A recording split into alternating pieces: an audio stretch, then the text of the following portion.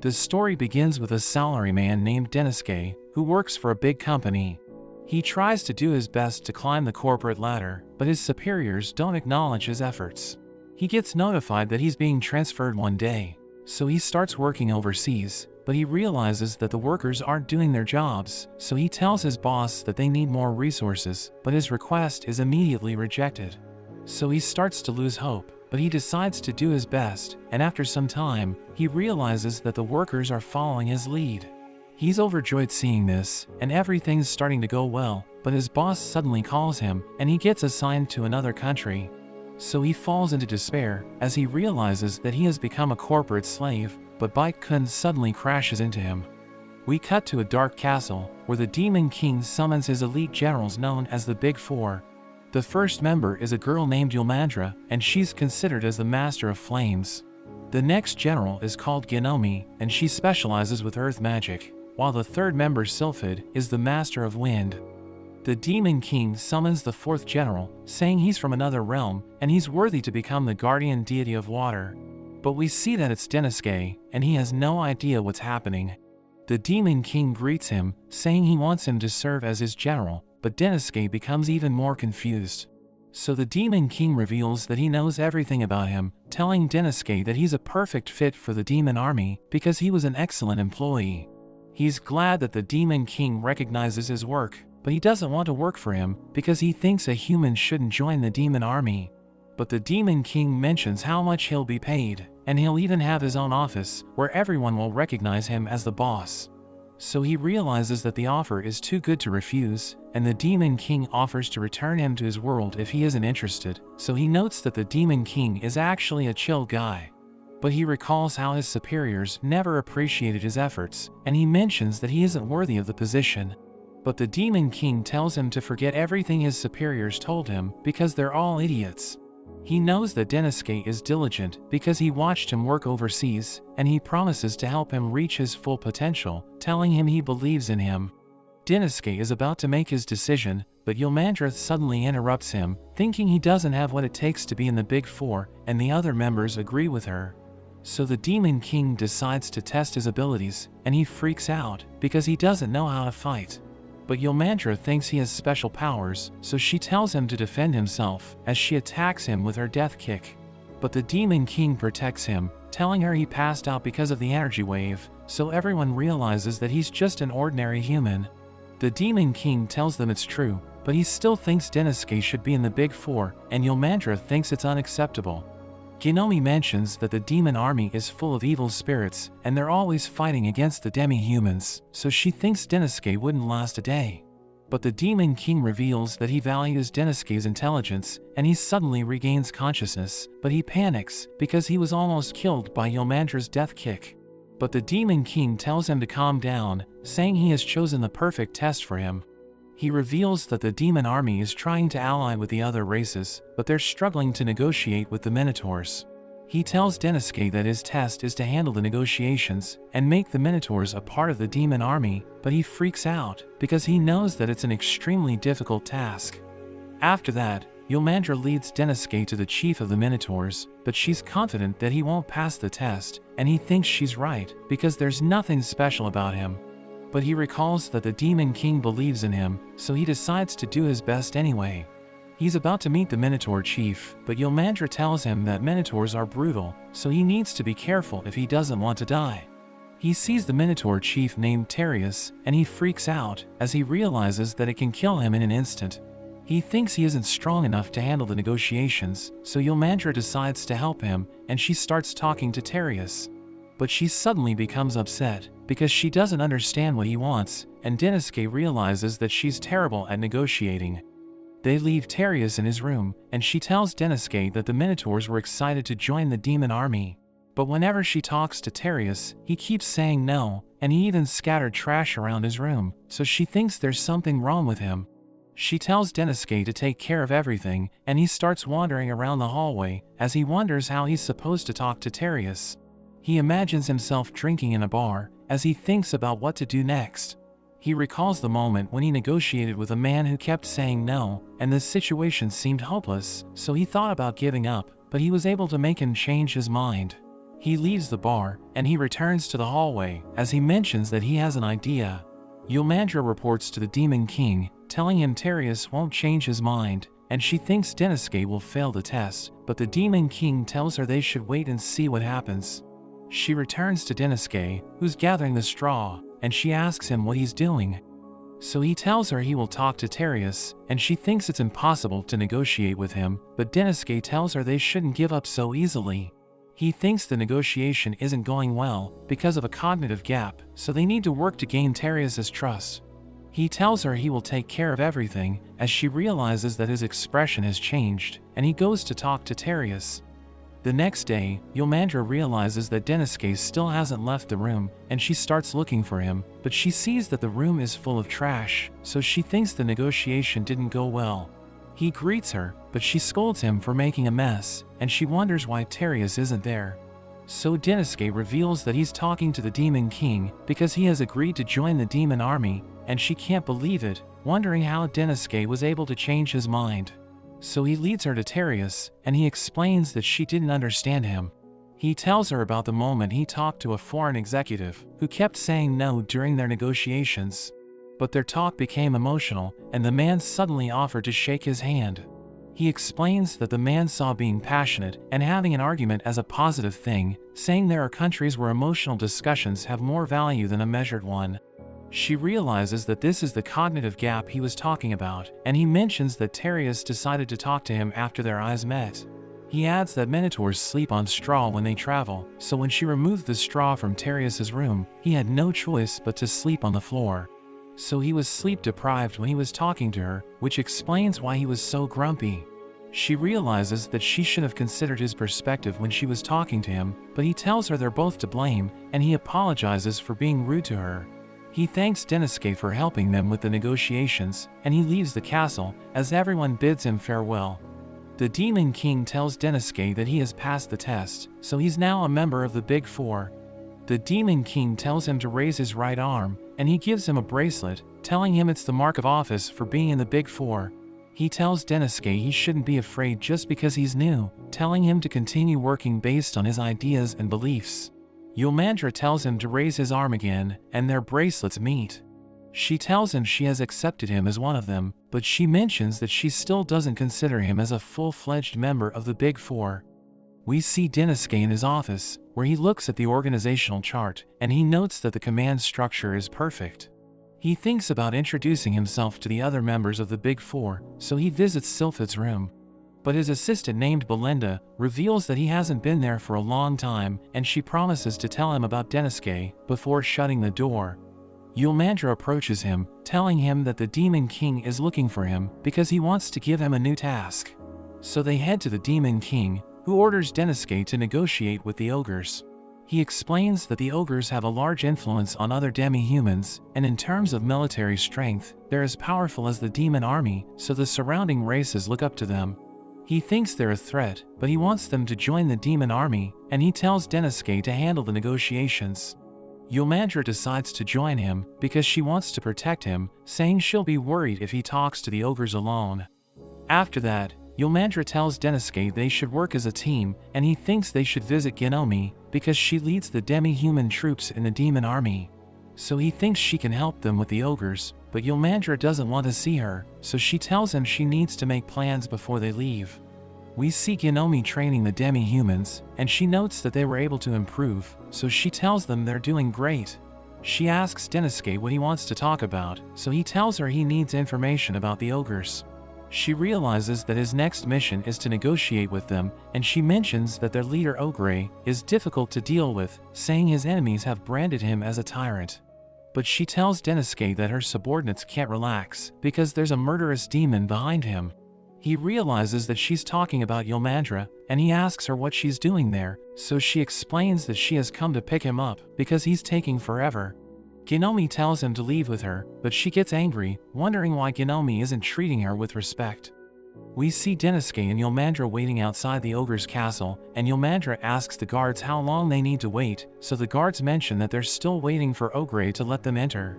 A girl apologizes for making them wait, and she tells them to follow her, saying they have been given permission to enter.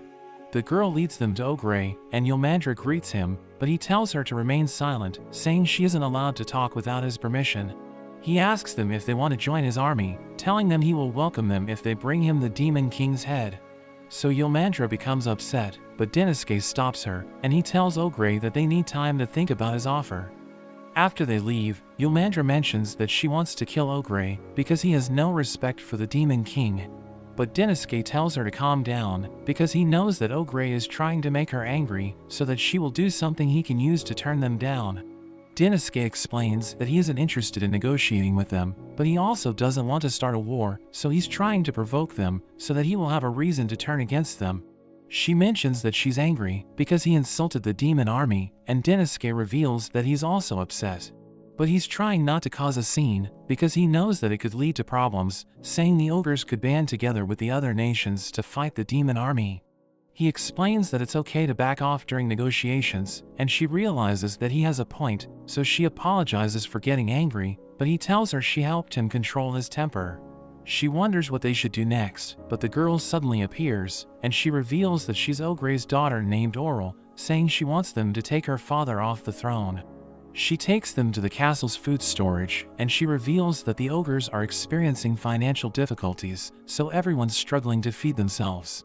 Denosuke mentions that it's just as he suspected, saying he noticed that the guards' armors were poorly maintained, and the hallway is cold and dark. He notes that this happens to large companies that rely on their leaders, because once their leader falls behind, everyone in the company struggles to get back on their feet. Oral thinks the only way for the ogres to rebuild is to join the demon army, but she knows that her father won't listen, and she reveals that he's sick. She mentions that he doesn't want everyone to know about it, so he's trying to act tough, but he's nowhere near as powerful as he used to be. She knows that there will be chaos if he passes away, so they need to do something, but Denosuke tells her she shouldn't tell them about her father's condition. So she explains that she's being honest with him, because she knows that he's a good person. She tells him to marry her, so that he can become the leader of the ogres, telling him it's the only way to save them, but Yomandra stops her, saying they need time to think about it. That evening, we see Denosuke in his office, where he thinks about the situation, and he wonders what he should do next. He imagines himself in the bar again, and he sees Yomandra talking to the bartender, telling him a lion is stronger than a gorilla. She mentions that a group of lions is called a pride, so Denosuke thinks about what she said, and he comes up with an idea. The next day, Yomandra asks him if he has a plan, and he explains that he does, so she thinks they need to talk to Ogre again. But he tells her they should go somewhere else, saying Ogre will want to negotiate with them after they're done. He tells her they need to convince the other tribes to join them, saying the demi-humans are also having problems because they used to get their food from the ogres. He mentions that they should target the tribes around the ogres, telling her it's part of his strategy. A week later, Ogre summons them, and he asks them why the tribes around the ogres have joined the demon army. We learn that Denosuke used his strategy in the past to deal with large companies that weren't interested in his products. He sold his products to the small companies in the area so that the large company will also buy it, because they can't stand seeing smaller companies with newer products. He realizes that his plan worked, and he tells Ogre that the other tribes had problems, so they decided to join the demon army because it allows them to live a more stable life. Oral appears, and Denosuke reveals that she helped them convince the other tribes to join them. She explains that the demi-humans are suffering, and the only way to save them is to join the demon army. Ogre is against her idea, but she mentions that the times have changed, telling him he isn't as strong as he used to be. So he needs to work with the other tribes, and Denosuke asks him if he's interested in forming an alliance with the demon army. But Denosuke knows that it doesn't make a difference, because the other races retain their sovereignty after they join the Dark Army, but Ogre is a proud leader, so the name difference is important. He tells Denosuke he will consider it, and everyone thanks him for listening to them, as he realizes that times have changed, because his daughter has learned to negotiate. A few days later, Yomandra tells Denosuke that Ogre has agreed to the alliance, but she realizes that he's busy, as he reveals that the Demon King ordered him to pick his top aide. But he doesn't know who to choose, and he tells her he wants to pick her as his partner, so she becomes flustered. But Oral joins them, and she reveals that she was sent as the official emissary of the ogres. She thanks him for helping her tribe, saying she's willing to do anything for him, so he tells her he's looking for a top aide, and she accepts the position. But Yolmandra becomes jealous, so she tells him he's her rival, saying she will never help him again. After that, Oral visits Denosuke in his office, and she tells him that the negotiation with the Bearman tribe was successful. She tells him about an awarding ceremony, where he will receive a reward for helping the demon army grow, and he notes that he has never received an award before, so he's looking forward to it. Yolmandra also visits him, and she gives him gim porridge, which is the staple food for demons, but he notes that it tastes bland, and he mentions that he wants to eat meat. So she decides to go hunting with him, and she reveals that they have just received a request to exterminate a magical beast, which has eaten 5 demi-humans. She mentions that the orcs can't defeat it, because it's too strong, so they ask the demon army to help them. She sees mushrooms, and she tells Denosuke that the orcs were attacked while they were trying to gather it. The beast suddenly appears behind them, so he freaks out, but she tells him she will take care of it. She lands a devastating kick, but it immediately recovers, and it rushes forward. So she dodges its attack, and she starts pummeling it, but Denosuke notes that she lacks killing power, thinking she needs a weapon to defeat it. But she decides to go all out, and her gauntlet transforms, as she mentions that it will take a while for her to recover after using her magic, but she thinks it's the only way to defeat the beast. It charges at her, but she grabs onto its tusks, and she twists its body, killing it in an instant. They show its remains to the orcs, and Yolmandra tells them they should eat it, so they celebrate, and one of them gives her its leg.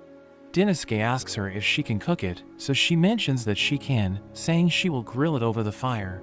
He thinks she's about to make a delicious steak, but she just blasts it with her flames, and she tells him the food is ready. He mentions that she just burned the meat, but she tells him to eat it, and he realizes that it tastes awful. He sees an oven, but she tells him it's expensive, and she mentions that salt is considered as a rare item, so they only have a limited supply. But he tells her it's enough, and he uses the oven to cook the meat. He tells everyone the food is ready, and everyone tastes it, and they find it delicious. He offers to teach everyone how to make it, and Yolmandra tells him he's lowering the status of the Big Four, but he explains that it's possible to tell the development of a civilization by observing their dietary habits, saying he can tell that the orcs lack resources because they don't even know how to cook meat. She agrees with him, saying the country is weak compared to the surrounding nations, and she tells him they need to make changes as members of the Big Four. Later that day, they decide to head back, and Yolmandra creates a fireball, saying she will use it to illuminate the road and scare away wild beasts.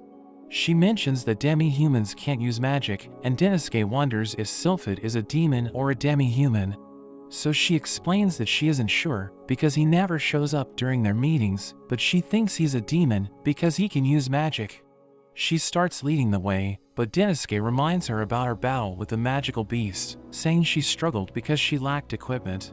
He knows that it takes time for her to recover after she uses magic, so he thinks she should use a weapon, and he suggests wearing an armor instead of light clothing.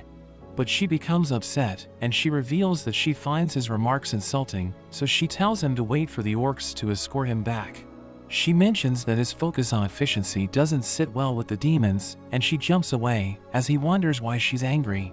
He thinks about catching up to her, but he hears wild beasts in the forest, so he runs back to the orc village.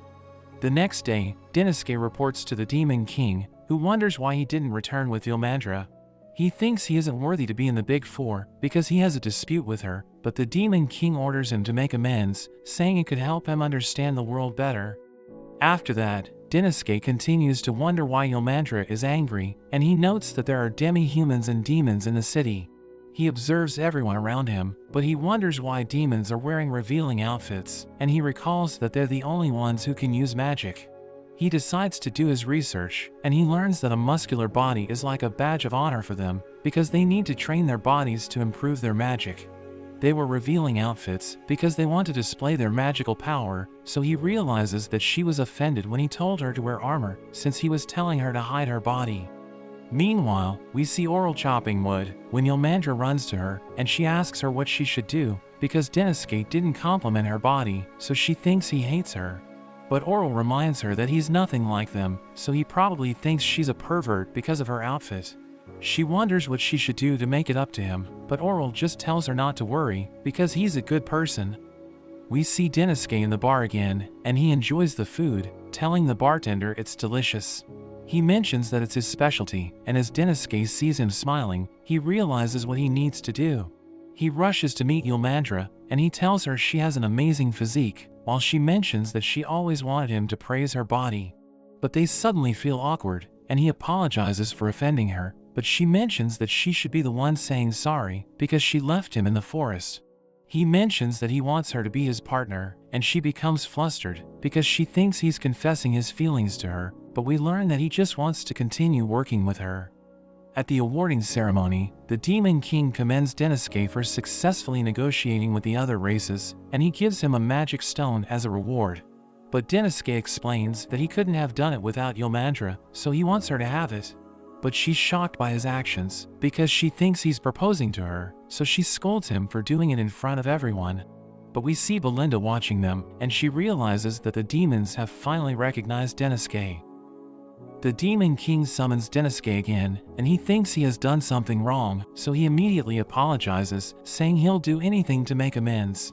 But the Demon King tells him he's doing a great job, and he's glad to hear this, but he wonders why he was summoned. So the Demon King orders him to come up with a way for everyone to use magic, because he doesn't want the demi-humans to feel inferior to demons. But Denosuke mentions that he doesn't know how to use magic, so the Demon King gives him an unpolished magic stone, telling him he can use it to help him achieve his goal. The Demon King adds that he'll be working with Sylphid, and he reveals that he has already reached an agreement with him, but he warns Denosuke that Sylphid can be difficult to work with. We see Yolmandra watching Denosuke as he leaves the throne room, and she notes that his work is going well, thinking he gave her the magic stone because he wants to marry her. Denosuke looks into the magic stones, and he realizes that they contain the demon's powers, which can be used in various ways. Oral gives him tea, and he asks her if demi-humans can use the stones. So she explains that they can, but they still need to learn magic to cast spells, and he thinks about asking Sylphid to teach him about magic. He heads to Sylphid's room, but he sees Belinda instead, and she tells him that Sylphid isn't there. She starts to close the door, but he asks her if he can talk to her, and we see Yolmandra watching them as they head inside, and she becomes jealous.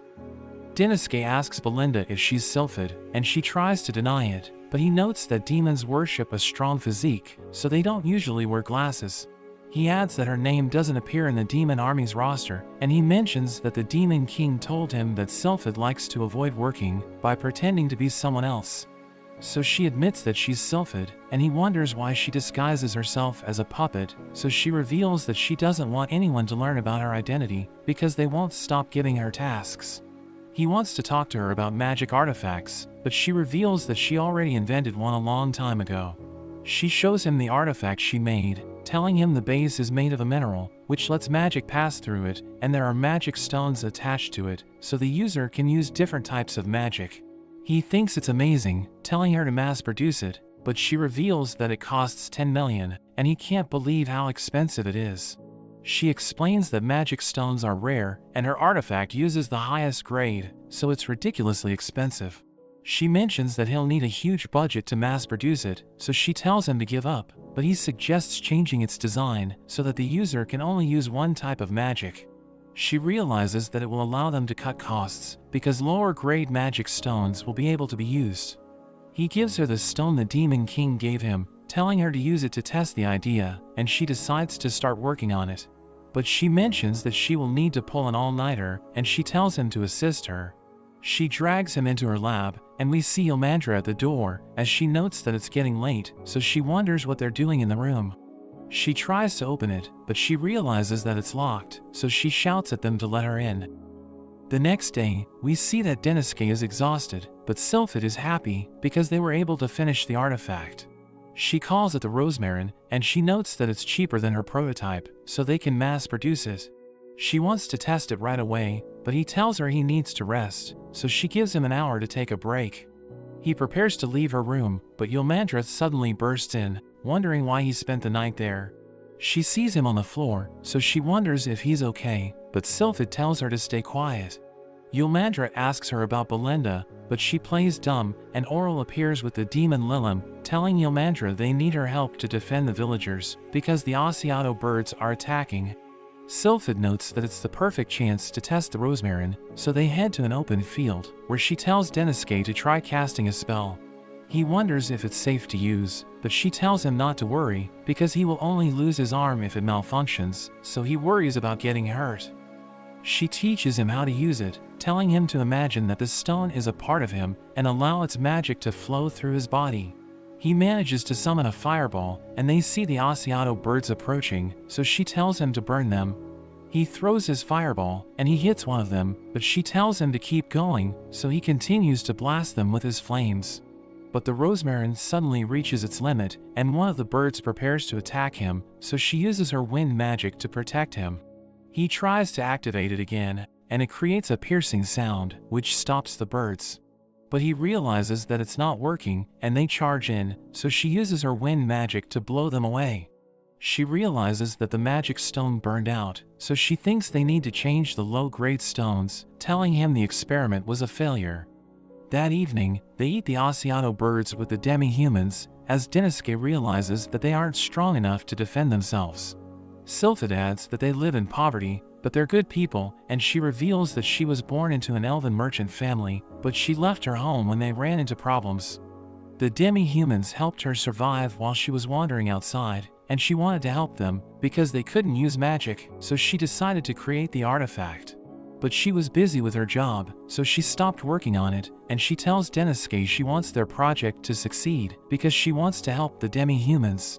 She notes that the Asiato birds will attack again, but she wonders how he can stop them with only low-grade stones. Deniske imagines himself in the bar, and he sees Ilmandra eating stewed offal, as he notes that it's delicious, but it's easily damaged, so the people used to throw it away. But it's now a popular dish, because they learned how to prepare it, and he realizes that he just needs to use the Rosmarin in a different way. He tells Sylphid to make 10 of the Rosmarin by morning, telling her she doesn't need to change anything, because it's already perfect. The next day, we see the Asiato birds approaching, but he creates a formation with the Rosmarin, and when he activates them, they give off the piercing sound, which scares away the birds.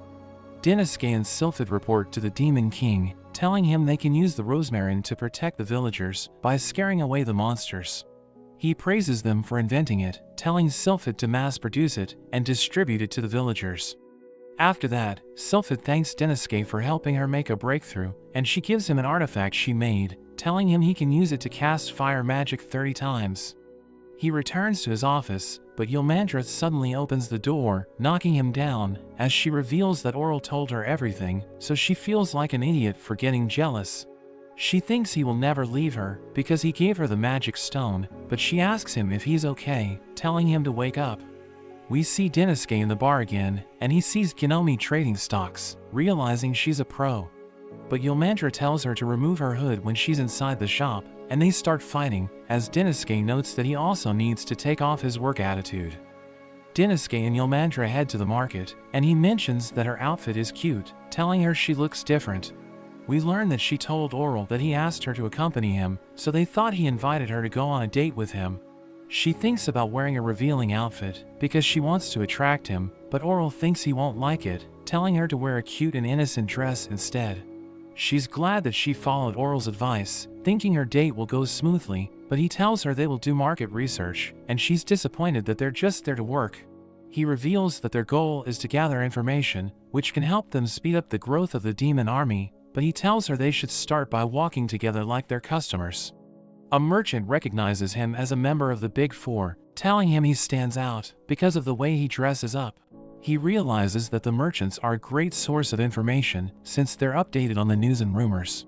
The merchant also recognizes Ilmandra, and he wonders if they're dating, but she explains that they're just there to do research. He shows them the gold items he's selling, and he offers to give them a discount if they buy 2 cups, telling them they can use it as a cup of glass. Deniske decides to buy it, and she thinks he will use it to have a drink with her, but he tells her it's just a product sample. They observe everyone in the market, and they realize that because of the merger policy, there are now shops selling items they've never seen before.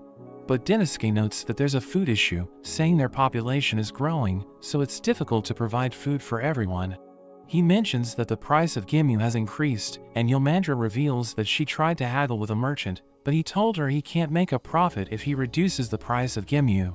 So Dinosuke thinks there's also an issue with the wholesaler's pricing, but she doesn't understand what he means. So he explains that the wholesalers act as trade intermediaries, saying they buy Gimu from the farmers so that it can be sold in stores. He adds that if they increase the price of Gimu, the merchants have no choice but to sell it for a higher price. Yulmandra thinks that they should go after the wholesalers, but he notes that a large business group known as the Guild is in charge of managing them. He tells her they should proceed with caution because their actions could affect the country, and he notes that there are other problems that need to be addressed, but they need to solve them one at a time.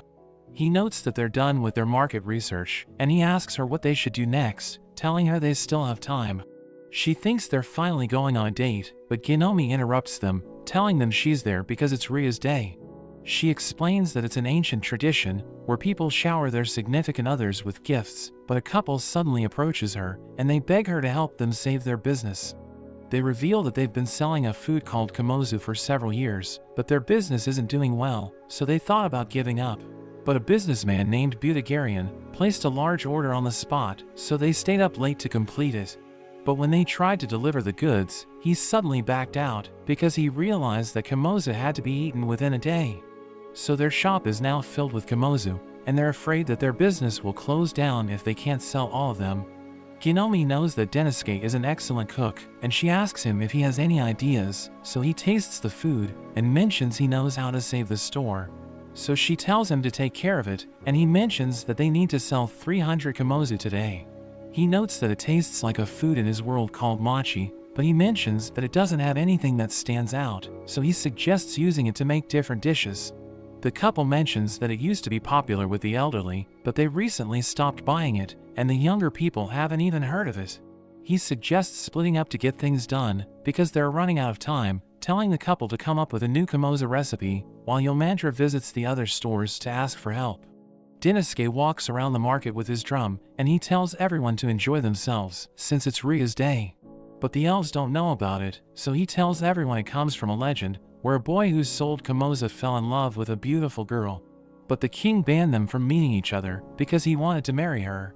So they decided to secretly meet on the night of Ria's day, and they eat kamozu as a couple, hoping they could be together one day. The god eventually grants their wish, and they enter a world of stars, where they live happily ever after. Denosuke tells everyone to enjoy kamozu with their loved ones, saying their wishes might come true if they do it, so they decide to give it a try. We learn that he asked Ginome about the legend, and he decided to use it as a marketing strategy, as he notes that various products sell better in his world during festivals. The couple shows everyone their kamozu, and they realize that it comes in different colors, so they end up buying a lot of it. Yulmandra wonders why young people enjoy eating it, because only the elderly used to buy it, so Denosuke explains that it's because they changed the target audience. He notes that the young people have never tried kamozu, so he knew that they would be curious about it after they changed the recipe, saying it could become the market's hottest product. Later that day, the couple can't believe they were able to sell everything, and they thank Denosuke for saving their business. He knows that Ginome also helped them, because the demi-humans mentioned that she told everyone about the kamozu.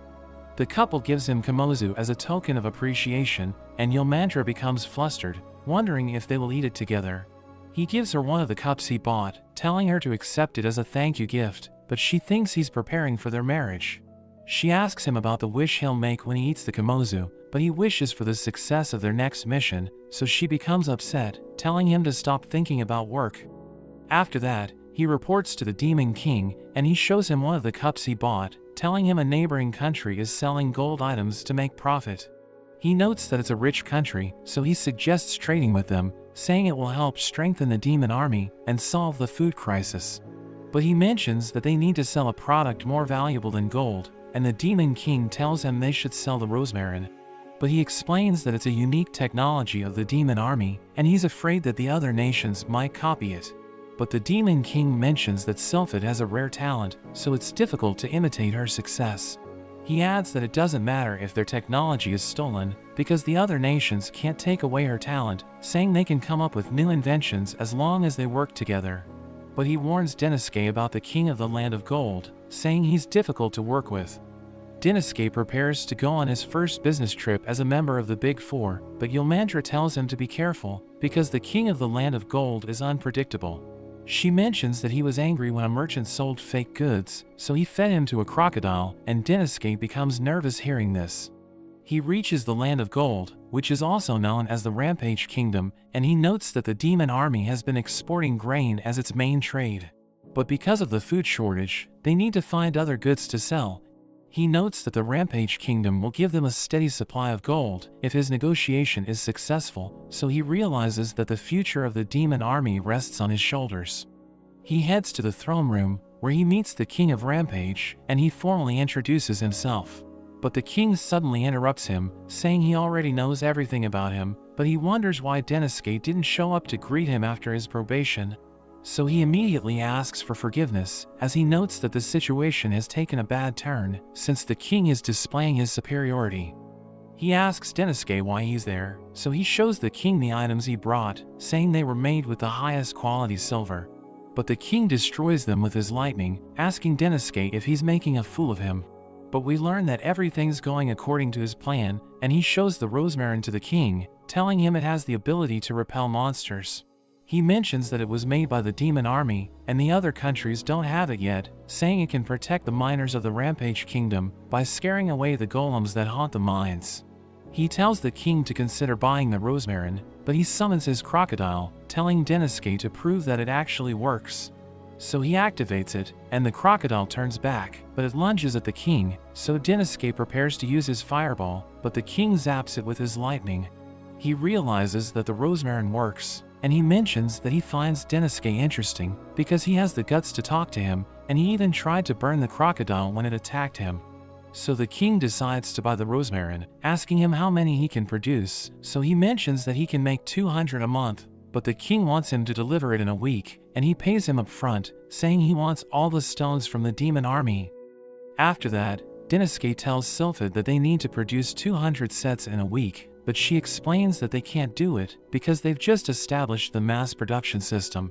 But he reminds her that they've already distributed supplies to the disaster zones in their country, so the production volume has already stabilized, asking her if she's trying to slack off.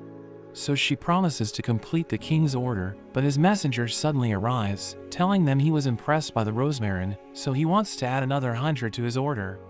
We see Denosuke in his office, as Oral gives him tea, telling him he's doing great, but she asks him about the price of a rosmarin. So he tells her it's worth 500,000, and she realizes that the Rampage Kingdom is willing to pay 150 million for their product, asking him how he was able to achieve that. So he explains that he used a psychological method called the anchor effect, saying people rely on the initial piece of information when making judgments. So he showed the king the high-quality silverware first, so that he would believe that the rosmarin is also expensive. The messenger arrives again, and she mentions that the king wants to add another 100 sets to his order, so Sylphid hires more workers to speed up the production. The first 200 sets are delivered successfully, and the workers celebrate because everything's going well. Denosuke returns to his office, as he notes that they were able to complete another 200 sets, so they just need to deliver it to the Rampage Kingdom. He knows that the rosmarin will run out of magic power after a month, and it needs to be replaced, so he thinks the king will continue to buy from them. But Oral suddenly appears, and she tells him they're in trouble, because all of the orders have been cancelled. The king's messenger explains that he won't place any further orders, because he has found a merchant who sells a similar product for half the price. Denosuke thinks it's impossible, because only the demon army has the rosmarin, and the workers become upset hearing this, because they already ordered a large quantity of raw materials. The demi-humans wonder why their new weapons haven't been delivered yet, so their leader reveals that their country has a financial problem, and they all blame Denosuke for it. Denosuke wonders what happened, and he realizes that everyone in the country is suffering, so he apologizes to the Demon King, saying he blames himself for everything. But the Demon King explains that everyone makes mistakes, and everyone has those days, saying what's important is what they do after they fail, and he tells Denosuke that he's waiting for his next move. Denosuke thinks about apologizing to everyone, and he sees Genomi, so he immediately says sorry to her, but she tells him it isn't necessary. He also apologizes to Sylphid, but she just tells him to leave, and as he walks around the hallway, he suddenly gets kidnapped. He manages to escape, and he immediately apologizes to his captor, thinking he caused trouble for them. But he realizes that Yomandra was the one who brought him there, and she invites him to eat together. He realizes that she's trying to cheer him up, and he thanks her for making him feel better, as she notes that it's the perfect atmosphere. But Oral suddenly interrupts them, as she gives them a basket of fruits, and they enjoy the meal together. The girls fall asleep, and he thanks them for spending time with him, thinking he's lucky to have coworkers like them. He recalls that the Demon King believes in him, so he's determined to make up for his failure. We see the King of Rampage, as he talks to the merchant who sells the rosmarin, and we learn that it's Butagarian. The king thinks he's impressive, wondering how he can sell the same product for half the price, but he doesn't want to reveal his secret. We return to Deniske, as he wonders why their product is available for half the price. He notes that it's impossible to create an imitation in less than a month, because he knows that even competent technicians will struggle to analyze its contents. He imagines himself in the bar again, where he plays a game with the bartender, and he struggles to answer during his turn. Sylphid suddenly joins them, and she helps him come up with an answer. She starts playing her guitar, as he notes that he enjoys seeing a wanderer perform, but he suddenly realizes that their products could have been leaked from within. He recalls that the rosmarin was distributed in disaster zones, but he thinks the villagers would never sell it. Yomandra suddenly joins him, and she tells him that the rosmarin he distributed was defective. So they head to the village, which was attacked by monsters, and the villagers wonder why the rosmarin didn't work. Yomandra reveals that she received similar complaints from other villages, but Deniske realizes that the rosmarin he placed there is gone. They check the other burial sites, and they realize that all of the rosmarin in the village has disappeared. So he thinks they were stolen, and he tells Yomandra and Oral to give him the details of the villages that have filed complaints. That evening, Deniske leaves with Yomandra, who asks him why he's going to a village where no one has complained. But they hide behind a tree, and he tells her to be quiet, so she thinks they're about to have an intimate moment. But they see the thieves stealing their rosmarin, and Deniske realizes that they're the ones selling it to the Rampage Kingdom. He asks them who they're working for, but they suddenly attack him, so Yomandra knocks them down. They realize they're no match for her, so they decide to run away, and she wants to pursue them, but Deniske stops her, telling her everything's going according to his plan. Butagarian continues to deliver rosmarin to the King of Rampage, who thinks he's an amazing merchant because he can mass-produce his products with incredible speed. But he explains that he's just doing his job, saying he's willing to do what's necessary to give his customers what they want. We learn that he's known as the Prophet because he became rich by buying products that nobody knew about and selling them for a huge profit. When he learned about the rosmarin, he immediately knew that it would sell, so he tried to get his craftsmen to replicate it, but they told him they couldn't do it. So he decided to steal the ones in the villages instead, because he thinks there's no such thing as right or wrong in business. He makes his way back to the Rampage Kingdom, but the guards suddenly arrest him, and they take him to the king, who reveals that the stones he brought recently aren't working. So he threatens Butagarian with his magic, and asks him why he delivered defective products. Deniske joins them, and Butagarian recognizes him, thinking he's the most dangerous man in the demon army, because he was able to subdue the leaders of the other races. He mentions that Butagarian has been stealing the rosmarin from the demon army, so he decided to create replicas, which look like the real thing, but they're just stones without power. We learn that he asked Sylphid to make them, and he ordered his soldiers to plant them around the villages, asking Butagarian why he has them. So he realizes that it's all over for him, and he starts begging for his life, but the king gives him the death penalty. A giant crocodile appears, and it tries to eat him, but Deniske blasts it with his fireball. So the king becomes upset, telling him he isn't allowed to interfere in the affairs of the state. But he explains that he only interfered against the crocodile, and he tells the king to hear him out. He tries to intimidate them with his dragons, but Deniske explains that if he kills Butagarian, the kingdom will be destroyed. The king asks him to explain, because he thinks Butagarian is just a merchant with no special value, but Deniske mentions the orange powder, which the kingdom uses to extract gold from minerals. He explains that Butagarian is the only one who can get it, because the country that produces orange powder doesn't want to export it, since it's considered as an extremely valuable resource.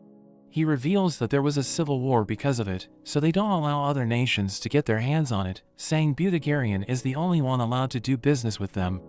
We learn that after their civil war, the country was in ruins, and they didn't receive support from the other nations. But Butagarian gave them food and supplies, and they called him the Grim Reaper's merchant because he actively traded in a war zone.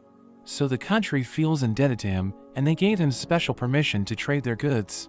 Dinosuke mentions that it would be a waste if they killed Butagarian, so the king decides to spare him. But he doesn't understand why Dinosuke decided to step in, because Butagarian and the Rampage Kingdom are irrelevant to him. But he explains that he isn't thinking about profit and loss, saying it's only natural for him to save people when he's in a position to help. The king laughs at him, saying he finds him amusing, but he mentions that he needs to sleep. After that, Dinosuke mentions that he's too afraid to move, so Butagarian helps him out, and they see Oral with the thieves, who rush to his side, as they call him their father. Oral reveals that Dinosuke ordered her to bring them there, and we learn that he looked into Butagarian after the Kamozu incident. So he knows that Butagarian adopted war orphans while he was trading in the war zone, saying it's one of the reasons why he decided to protect him. After that, Dinosuke asks Butagarian to help him sell the Rosmarin, because it's hard to sell far from home, so they need merchants they can trust. Butagarian doesn't understand why Dinosuke trusts him, but he's touched by his actions, so he promises to help the demon army. But he mentions that he's been hearing a rumor about the guilds in their territory, saying they might be up to something. The Demon King summons Dinosuke again, and they discuss the rising price of gem, which is causing the commoners to starve, because it's so expensive that they can no longer afford it. Dinosuke promises to solve the problem, and he recalls that Butagarian warned him about the guild, but he wonders why they're controlling the supply of gem. Yulmantra thinks they're doing it to get ridiculously rich, and she considers beating them up. But Dinosuke is against it, and he decides to talk to the guild master, as the Demon King sends her on another mission. We see the guild master, as his servant tells him that Dinosuke wants to meet him, but he thinks it shouldn't be a problem. As Dinosuke prepares for his meeting, Sylphid approaches him, and he wonders why she isn't wearing her disguise. She tells him to call her Belinda, and she decides to join him, telling him there are elves in the guild, so it will be easier for him to negotiate if she's with him. They reach the guild's headquarters, but their master isn't there, and they wait 4 hours before he shows up. He introduces himself as Viper Lordpent, but Sylphid recognizes him, and Dinosuke realizes that they're siblings, but they aren't on good terms. She tells him he has brought shame to their family, and he wonders if she came just to complain, but she mentions that Dinosuke needs to talk to him. He reveals that he wants to trade for gem, but Viper notes that the supply is low, so he won't sell it unless Dinosuke begs for it. So he instantly gets down, but Viper laughs at him, saying he was just joking, and he mentions that he's willing to sell it for 50,000 per bag, which is the current market price. Dinosuke can't believe how expensive it is, but Viper tells him to leave if he isn't interested, and he tells Dinosuke to stop being a doormat, because the world will mock him for it. After they leave, Sylphid considers burning the guild's headquarters, because they made Dinosuke look like a fool. But he tells her it's okay, because lowering his head didn't ruin his pride as an elite general. She reveals that she's from the Lordpent family, which has had children with demi-humans for generations, because elves have a hard time procreating. She notes that she's a half-fairy, while Viper is half-Naga, and they have different characteristics because of their race.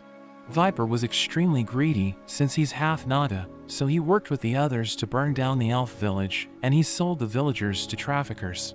She reveals that it's the reason why she left the house, but Dinosuke tells her she shouldn't have argued with Viper before he talked to him. They think about what to do next, but a girl named Nia approaches them, and she asks for help, saying she's being forced to work for the guild. He stares at her, and he decides to help her, because she looks cute, but he tells her they need to buy clothes for her first.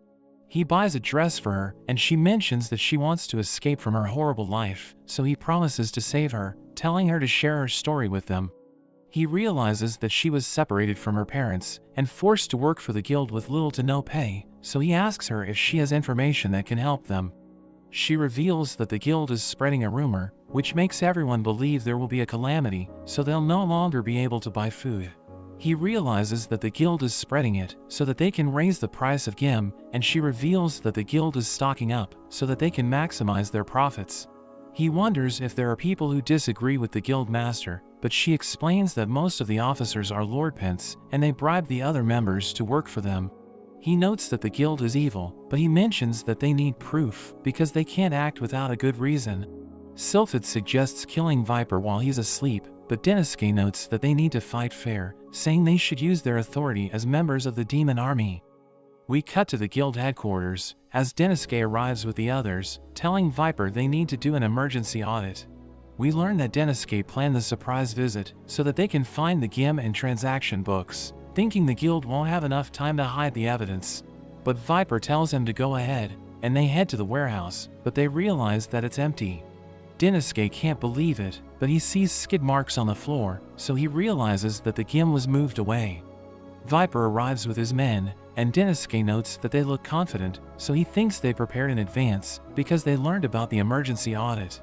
He wonders where Viper placed the bag of GIM he wanted to sell the other day, and he explains that he already found a buyer, so they don't have any more at the moment. He mocks Deniske, telling him his plan failed, and he realizes that he just got wrecked. After that, Deniske returns to his office, and he notes that there was nothing suspicious in the ledgers, so he wonders how the guild covered everything up. Sylphid thinks they used the Lordpent family's name to do the trade, and he thinks she's right, saying it explains why their transactions didn't appear in the ledgers. But she wonders why the guild was prepared for the surprise audit, and she suggests that there's a traitor who leaked information to them, saying it's obvious who it was. We see Viper talking to Nia, and he thanks her for telling him about Deniske's plan. But she wonders where he put the GIM, and he gets upset, saying she has no right to question him. He walks up to her, and she thinks he's about to hit her, but he just touches her head, and tells her he put the GIM on a caravan, which is patrolling the frontier. He reveals that they used to work with horse-drawn carriages to transport goods, which explains why they were able to hide the GIM so easily. But he mentions that her parents are helping him out, telling her to do her best for them, and she becomes scared hearing this. As Nia walks around the town, she wonders why she was born as a low-ranking member of the Lordpent family, and in a flashback, we see her enjoying a meal with her parents. But Viper suddenly joins them, and he mentions that he needs her to replace his secretary. Her parents protect her, but she tells them it's okay, because they can't refuse the main house's orders. So she starts working for him, but he keeps beating her up, since she reminds him of Sylphid, and when he tells her to spy on Deniske, she agrees to do it, because she thinks she doesn't have a choice. We return to the present, as Deniske walks around the town, and he realizes that everyone's hungry, because they can't afford food. He imagines himself in the bar again, and he sees the people he used to work with. They discuss how their superiors are abusing their positions to harass them, so they consider climbing the corporate ladder to change the company. Deniske notes that they were honest workers, and he enjoyed working with them, but Yolmandra interrupts him, asking him why he's daydreaming. She reveals that she finished her mission, and she shows him a wyvern, telling him she defeated 30 of them. He knows that they attack in groups, and she mentions that she's glad there were only 30 of them, because they can be quite troublesome. But as he listens to her, he suddenly comes up with an idea, and he's confident that it will solve his problem. Nia visits Deniske's office, and she mentions that she wants to help him. But Sylphid wonders what they should do next, because the surprise audit failed, so he reveals that he has a plan. Oral arrives with Yolmandra, and they reveal they cooked all the wyvern meat, telling him it was made with a secret recipe. He reveals that he plans to address the food shortage by distributing it across all regions, and Nia asks to hear more about it. But Sylphid stops him, as Nia realizes that she doesn't trust her. After that, we see Nia looking through Deniske's files, and she finds a document about his plan. But as she leaves his office, Sylphid sees her, so she confronts her, but Nia uses a smoke bomb to escape. She reports to Viper, and tells him about Deniske's plan, saying the distribution will begin tomorrow. He notes that the people won't buy his overpriced GIM if they aren't starving, so he wants to stop Deniske, and he asks her where the distribution will start.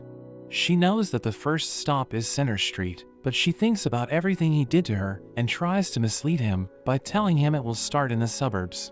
But he knows that she's lying, because it wouldn't make sense to start there, and he notes that Deniske isn't a fool, so Viper thinks he'll start at the Center Street, since it's the best option. He explains that his carriages will return tomorrow morning, and the people will flock to buy his GIM, because they're all starving, so it doesn't matter if Deniske's food arrives afterwards. He tells Nia he no longer needs her, and he mentions that it's time to punish her for lying to him. We see Denosuke in his office, as Sylphid tells him to stop the distribution plan, because Viper already knows about it. She mentions that Nia is a spy, but he reveals that he already knows that, because he saw a bruise on her chest when he first met her. He adds that she isn't exposing her skin despite being a demon, so he thinks she has bruises all over her body, because Viper has been abusing her for a long time. Sylphid tells him it isn't proof that she's a spy, but he reveals that he looked into her eyes, and it reminded him of his friends, who suffered because of their bosses. So he knows that she's being abused, and she's doing everything it takes to survive. Sylphid wonders what they should do next, and he notes that Viper already knows about their plan, but he's confident that they'll succeed. We cut to Viper, as he mentions that his carriages are about to return, so they can sell all of their gem before Denosuke executes his plan. But the next day, one of his men tells him his carriages haven't arrived yet, and the demon army is starting to distribute gem to everyone. He can't believe this is happening, wondering where they got gem from, and Sylphid visits him, telling him Butagarian helped them import it from neighboring countries. We learn that they sold the smoked wyvern and received gem in exchange, but Viper wonders how they were able to transport it in less than a day. So she reveals that Denosuke arranged everything in advance, telling him he never stood a chance, because Denosuke had everything planned out before their first meeting. She knows that he spent all of his money to hoard gem, but she notes that people can now get it for free, so he's already bankrupt. But he calls her a fool, telling her it's not enough to stop him, and he runs off, as his ninjas blast her with their spell. She dodges their attacks, as she realizes that they use a combination of magic and martial arts. So she decides to try the sword she's been working on, and uses it to stop their spell, as its rosmarin absorbs the magic. She uses the sword to summon fire bolts, which hit one of the ninjas, but she notes that there's still room for improvement.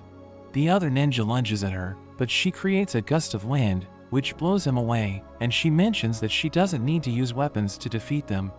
Viper thinks about his losses, and he notes that it's massive, but he's confident that he can recover, since he's the leader of the guild. But he sees Denosuke with the other merchants, and he tells Viper he's no longer the guild leader, because most of the members voted him out. He shows him the voting results, but Viper refuses to accept it, telling them the votes must be signed. But Denosuke reveals that everyone decided to participate in the signed vote, because they listened to Nia. We learn that he found her in the dungeon, so he set her free, and told her that the merchants have gathered outside. She showed them her bruises, as she told them that Viper has been abusing her, so they realize that he's a terrible person, and they decided to remove him from power. Viper tells Nia her parents will suffer, but she mentions that she'll protect them herself, and Denosuke tells him he's no longer allowed to trade in the country. So he starts begging for mercy, but we learn that he's just doing it because he thinks Denosuke is naive. But he mentions that he can still see Viper's selfishness, and he decides to arrest him.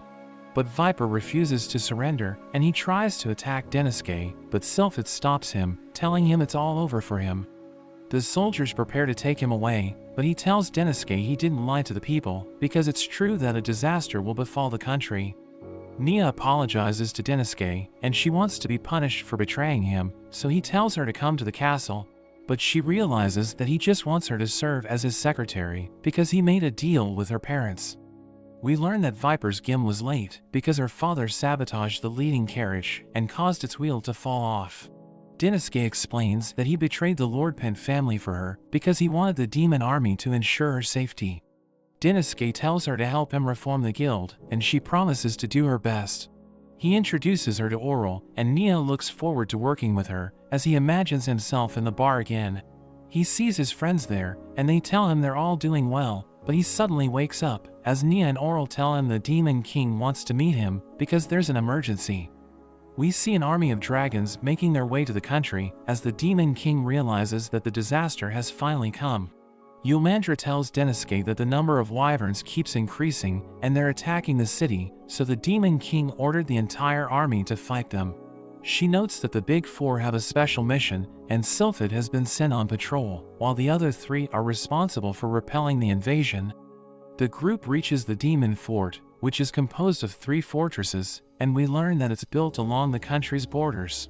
The wyverns have been focusing their attacks on the Fortress of Despair, so the group decides to check it out, and they see Genomi waiting for them.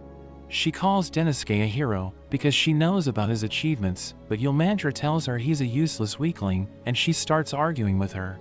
But the bell suddenly rings, as the demi-humans mention that the wyverns are attacking, so Ginome tells Denosuke and the others to observe the fight. Everyone gets into position, and the demons shoot fireballs, but they all miss their targets. As the wyverns get closer, the demi-humans tell the demons to get out of the way, and they fire their arrows, but the wyverns shrug them off.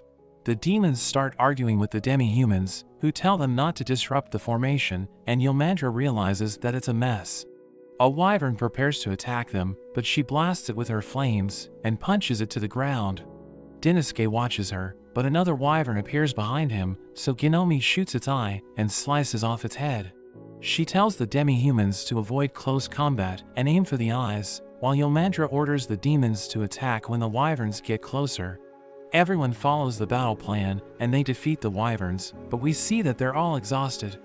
Oral and Nia look after the wounded soldiers, and Yomandra eats with the demons, as Denosuke gives Ginome food. But she asks him what he thinks about this situation in the fortress, so he tells her it will probably fall within days, because of the conflict between the demons and demi-humans. He notes that there are 3 reasons for the internal conflict, saying the first one is tactics, because the demons excel in fighting alone, while demi-humans are skilled in teamwork. So they're incompatible in combat, which explains why they didn't fight well during the last battle. He mentions that the second reason is logistics, because they don't have enough food to feed everyone, and the demons have a greater appetite than demi-humans, since they need magical energy. But this makes the demi-humans upset, because the demons are eating more than them.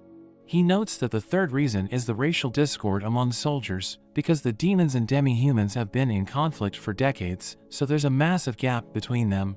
He thinks this will get in the way while they're fighting, and they will all die because they can't work together. Ginome agrees with him, but she asks him how he would resolve the situation. She shows him the fortress map, telling him there's an abandoned village, and he thinks they can use it, so they decide to check it out. He tells her the demons can stay in the abandoned buildings, and she thinks he can solve the problem with his approach. But he notes that they still need to persuade the demons and demi-humans to work together, and she thinks he's the only one who can lead them, so she tells him to take command of the fortress. He mentions that he can't do it, but she explains that he's neither a demon nor a demi-human, and everyone knows about his achievements, so she thinks they'll listen to him. He thinks they won't like him, but she tells him they can use appearance and stage effects to make them follow him. Everyone gathers at the gate, and Ginome tells them Denosuke will serve as their new commander. They all recognize him as a hero, so they think he can lead them to victory, and they all start cheering for him. He tells them the fortress is in crisis, and they need to fight together to save their country, but he's confident that they'll win if they follow his strategy. They're all inspired by his words, and they decide to follow him, so he tells them about the battle plan. The wyverns arrive, but the demi-humans shoot them, and Denosuke rings the bell, so Yomandra orders the demons in the abandoned village to advance. They realize that the wyverns are about to attack the demi-humans, so they shoot them with their fireballs, and the wyverns crash to the ground. Everyone celebrates, because they were able to secure victory without casualties, and they're all impressed with Denosuke's plan. That evening, Denosuke tells Ginome they need to put all of their supplies at the base, and distribute them based on the actual needs of each fortress. She calls him a hero, and he tells her to stop calling him that, but Yomandra interrupts them, asking him why he's blushing. But she decides to let it slide, and Ginome tells her the wyverns have been defeated, so the soldiers can return home. Yomandra reveals that the Demon King wants her to report to him, and she thanks Denosuke for saving everyone, telling him his speech inspired her. After that, Denosuke notes that his operation was successful, but he wonders why the wyverns concentrated their attacks on one fortress. Oral and Nia suddenly interrupt him, telling him a huge wave of wyverns attacked the 2 other fortresses, and they're now making their way to the Demon King's castle. They decide to go there, but they see Yomandra fighting the wyverns alone. She blasts them with her flames, but one of them pushes her back, and she decides to go all out, because she wants to be a hero like Denosuke. She rushes forward, killing it in one hit, but she suddenly collapses. Nia starts looking after Yomandra, and we learn that she needs to recover, because she consumed most of her magic power. Denosuke thanks her for protecting the castle, and he promises to get rid of the wyverns. Oral reveals that they've attacked several villages, including her hometown, and she tells Denosuke that her friends got injured. So he tells her to return home, telling her he'll give her enough guards in case she gets attacked. After she leaves, he studies the wyvern's behavior, but he suddenly becomes exhausted because he hasn't been getting enough sleep. He's determined to keep working because he thinks he's the only one who can formulate a strategy to defeat the wyverns. But he imagines himself in the bar again, and he sees the Demon King, who orders him to rest since he can't come up with a decent strategy if he's sleep deprived. He realizes that the Demon King has a point, so he decides to go to sleep. He wonders if he dreamed about the Demon King because of his love for him, but we see him watching Denosuke while he's sleeping. The next day, Denosuke realizes that he feels better, and he gets back to work. He meets Ginome, who mentions that their army lost combat power because Yomandra is in no condition to fight. But he tells her he has a plan, and he mentions that the wyverns prefer to target women with high magic power. He explains that they attacked the two fortresses because Yomandra went home with the other female soldiers from their fortress.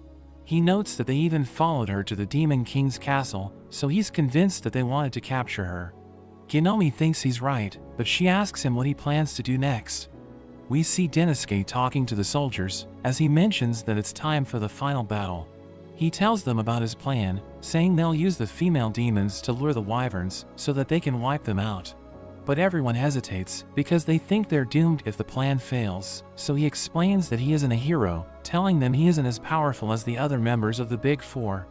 He mentions that he isn't even from this world, but he explains that they're all different and they all want a hero to save them.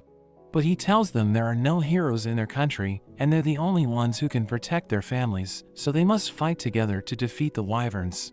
Everyone gets fired up hearing this, and they decide to follow his plan. After that, Denosuke reveals that he's worried because hundreds of lives are on the line, and he's afraid that his plan might fail. But Ginome hugs him, and she tells him that her mother would do that for her whenever she was worried. She tells him he needs to be strong because he's essential to the demon army, and she reminds him that he needs to lead the soldiers. After some time, the wyverns attack the fortress, and the demi-humans try to shoot them down, but they head straight to the female demons. We learn that they're positioned behind the walls, and the male demons are around them so that they can protect them from the wyverns. But Denosuke realizes that they're vastly outnumbered, and the demons struggle to stop the wyverns, so Ginome cuts them down. He continues to lead the soldiers, thinking he needs to control the battlefield to achieve victory, and he uses Sylphid's artifact to summon fireballs. We see that they were able to defeat the wyverns, and they think it's finally over, but a strange light suddenly appears, and a dragon descends from the sky. It starts blasting the fortress, so everyone panics, and it tries to crush Denosuke, but Yomandra suddenly arrives to save him. He's surprised to see her there, and she tells him she can't sleep because she heard that he's in danger, so she decided to look for him. The dragon attacks her, and we learn that her strength and magic power haven't recovered yet, but she recalls that Denosuke taught her how to think efficiently. She decides to draw out the maximum effect of her limited magic power, and she comes up with a new move, which destroys the dragon's arm. Ginome slices off its other arm, and Sylphid also joins the fight, as she reveals that she listened to his speech. The dragon prepares to breathe fire, but they combine their powers and defeat the dragon, causing its body to explode. Yomandra collapses, as she mentions that she has reached her limit, and she tells Denosuke to ring the bell of victory. But there's suddenly an earthquake, and they realize that a mountain is moving. We see that it's actually a giant monster, and Denosuke thinks they can't defeat it, but the Demon King suddenly appears. He mentions that he'll take care of the Calamity monster, which tries to blast him with a powerful energy beam, but he summons his barrier to protect everyone. He uses his Giga Death spell, which creates a massive ball of darkness that falls down at the monster. It creates a powerful shockwave, and it crushes the monster to death. Its body disappears, and Denosuke realizes that the Demon King is OP, but he tells Denosuke to announce that the battle is over. So he tells everyone they're victorious, and they all celebrate, as Ginome invites him to help the demi-humans, because she wants him on their team. But Yomandra refuses to let him go, and she even starts choking him. After that, the Demon King summons the Big Four, and he rewards them for dealing with the disaster. He tells Denosuke he did an excellent job, but he mentions that he wants to talk to him in private. Denosuke promises to do his best to serve the Demon King, but he asks Denosuke what it means to be a king. He thinks the king is the leader of the country, but the Demon King falls silent, so he wonders if his answer was wrong. But the Demon King tells him he should be the king instead, so he freaks out because he thinks he doesn't have what it takes. But the Demon King notes that he's extremely talented and reminds him that he's solved the country's problems, so he needs to have confidence in his abilities. The Demon King thinks something's holding him down, and he mentions that he needs time to think about it. After that, Denosuke recalls how his superiors made him suffer, and he realizes that their treatment gave him emotional damage, which is holding him down, and he thinks he isn't fit to become king because he lacks the power to protect the country. We cut to the Demon King as he notes that Denosuke is right because the king must lead the country. But the people believe power is everything, so they want an almighty Demon King to rule them, but it only leads to suffering because tyrants and incompetent kings end up rising into power. We learn that his goal is to wipe off those kings, so he wants Denosuke to take the throne. He knows that Denosuke is still doubting himself, but the Demon King believes he has what it takes to lead the country. We return to Denosuke as he realizes that he's a coward because he doesn't want to take risks. He recalls that when he first came to this world, the Demon King offered to return him to his old life if he didn't want to do his job. He decides to quit because he thinks he isn't worthy to be king, and he prepares to hand over his office to Oral. But he suddenly sees a letter from the owners of the Kamoza store, which mentions that their business is doing well. They thank him for everything he did for them and want him to visit their store again. But he notes that he needs to go, and he recalls the moment he was posted abroad, thinking the most painful part is saying goodbye. Oral and Nia realize he's planning to resign, and they decide to tell Yomandra about it. Denosuke writes his resignation letter, and he suddenly imagines himself in the bar again, as he notes that he'll no longer be in the Big Four after he resigns.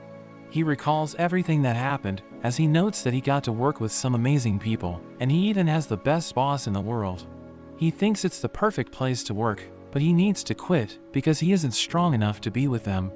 The bartender gives him plenty of food, and he becomes confused because he didn't order it, so the bartender tells him it's free because the bar will be closing down.